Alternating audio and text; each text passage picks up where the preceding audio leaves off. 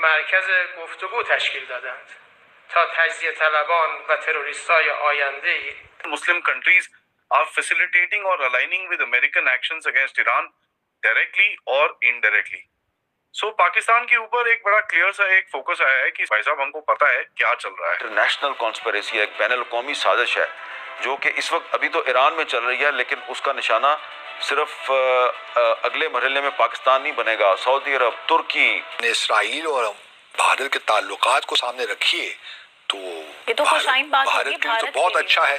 Iran की national police command ने कहा है कि हमने 60,000 वेपन्स जो हैं उनकी एक शिपमेंट को इंटरसेप्ट किया है और ये ओरिजिनेट अब्रॉड से हुआ था और ये तेहरान में आ रहे थे। ईरान की हुकूमत के लिए नहीं आ रहे थे ये हथियार। अमेरिका मायामी में ये मिलते हैं स्टीव विटकॉफ से और ये कहते हैं हैंग ऑन, रुक जाओ, जल्दीबाजी मत करो। कुछ लोगों ने तो इतना बोला है कि परसों रात को अटैक होने वाला था, कुछ समय पहले डोनाल्ड ट्रंप ने रोक दिया। इजराइल ये चाहता है कि आप ऐसी बमबारी करें ईरान के ऊपर कि तख्ता पलट हो जाए। रशिया के लिए बहुत इंपॉर्टेंट है दोस्तों, बहुत ज्यादा इंपॉर्टेंट है। मैं आपको बताता हूं, अगर तख्ता पलट हो जाता है ईरान में तो इसके बहुत ज्यादा साइड इफेक्ट्स हैं और वो वही चीजें हैं जो ट्रंप बोलता रहता है। इसने ट्रंप की भाषा रिपीट करी है रजा पहलवी ने। अगर ट्रंप चाहता है तो ये काम हो जाएगा और अगर ये काम हो जाता है then you become the head of state and all of that. जिनको मार दिया उनके बारे में बात नहीं कर रहा, आप जिनको फांसी देना चाह रहे थे वो आपने नहीं करा, उसके लिए बहुत बहुत धन्यवाद। तो भारत चाबहार से निकल गया, भारत नहीं निकला चाबहार से। भारत अभी बात कर रहा है यूएस से, इसमें पूरा इलाका लपेटा जाएगा। ये जो इजराइल का मंसूबा जो है वो पूरे आलम इस्लाम, तमाम मुस्लिम ममालिक पर एक फौजी और मुआशी बर्तरी कायम करना है। ये है ग्रेटर इजराइल का असल मकसद। तो इस लिहाज से देखा जाए तो ये जो कुछ भी ईरान में हो रहा है, ये बज़ाहिर आपको ये लगेगा कि ये सिर्फ ईरान में हो रहा है, लेकिन ये सिर्फ ईरान में नहीं हो रहा। नमस्कार दोस्तों, स्वागत है आपका अपने YouTube चैनल में। दोस्तों, ईरान ने पाकिस्तान को धमकी दी है और जो कुछ भी ईरान के अंदर चल रहा है आइए जानते हैं इस वीडियो में। वीडियो को लाइक करें, चैनल को सब्सक्राइब करें। Thank you. तो ईरान बेसिकली पाकिस्तान को ये नहीं बोल रहा कि तुम हमारे दुश्मन हो, वो ये बोल रहा है कि यार देखो ऐसा है, हमको पता है आपके पास जो भी इश्यूज हैं और आप यूएस के टट्टू हो, but understand one thing, we are not going to let this go. तो आप अगर कोवर्टली कुछ कर रहे हैं तो उसका जवाब हमारी तरफ से भी कोवर्टली जरूर आएगा। इफ आई वाज एनीबॉडी, आज के बाद मैं एक्चुअली खुर्रम पाराचिनार रीजन के अंदर काफी एक वॉच रखूंगा, where I want to kind of focus on the fact कि भाई कहीं ना कहीं ये कुछ ना कुछ कहीं ना कहीं उड़ेगा। बिकॉज उस रीजन के अंदर ईरान के काफी सारे शिया ग्रुप्स ऑपरेट करते हैं जहां पर इनकी वहां पर लोकल फाइट साइट्स होती हैं और खुर्रम के अंदर जब कोई फाइट होती है 250-300 बंदे नॉर्मली में उड़ा देते हैं। वो they the game is that hard in that particular area. तो मैं इस पे काफी नजर रखूंगा एंड मैं ऑल्सो इस पे नजर रखूंगा कि भाई बलोच इस टाइम पे कैसे रिएक्ट करते हैं, क्योंकि does Iran do a deal with the Baloch sitting inside Pakistan की बेटा यार ऐसा है तुम इनको ठोको, डोंट वरी अबाउट इट। ना पाकिस्तान ने अपने आप को एक डब्बे में डाल दिया है, क्योंकि देखिए अगर इसको थोड़ा सा पीछे जाके देखें तो इजराइल और यूएसए इस टाइम पे जो बलोच ग्रुप्स ईरान के अंदर हैं उनको सपोर्ट कर रहे हैं कि भैया आप ये जो रेजिम है ट्रैफिकिंग के बारे में बहुत डोनाल्ड ट्रंप बोलता है। इसने बोल दिया कि वील कन्फ्रंटेड, हम कमर तोड़ देंगे ड्रग ट्रैफिकिंग की।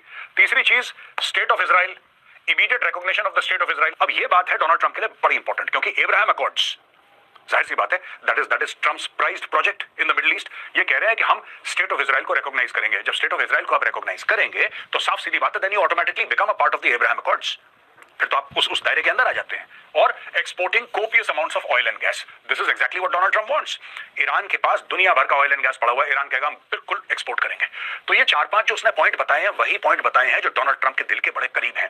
ये चाह रहा है कि मैं वो बातें बोलूं जो ट्रंप को सुनने में अच्छी लगे, राइट, सुनने में अच्छी लगे। और वेनेजुएला के बाद, वेनेजुएला का जो ऑपरेशन हुआ है उसके बाद अब और ज्यादा चहल पहल हो गई कि अगर ट्रंप चाहेगा, अगर ट्रंप चाहता है तो ये काम हो जाएगा और अगर ये काम हो जाता है then you become the head of state and all of that.